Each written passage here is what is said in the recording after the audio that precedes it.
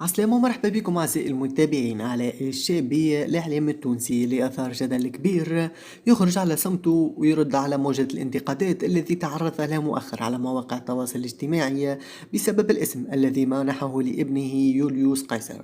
وكشف علاء الشابي وقال: يوليوس قيصر هو اسم قائد وأيضا أديب روماني، والولد ولدي وأنا حر في ولدي، وأنا سميت ولدي مش ولد حد آخر، وفي البلدية ما عندهمش علاش تتعرض على الاسم وثم أسامي أغرب وقبلتهم. وأضاف: ثم قانون لازم يكون الاسم ما يسيئش للسيد اللي تسماله، وأنا اسم ولدي أموره قانونية. وأضاف: ثم اللي سموا ولدهم جوليا وكاميليا، عندي ثلاثة صغار وكل اسم فيهم نحب ما عنده معنى.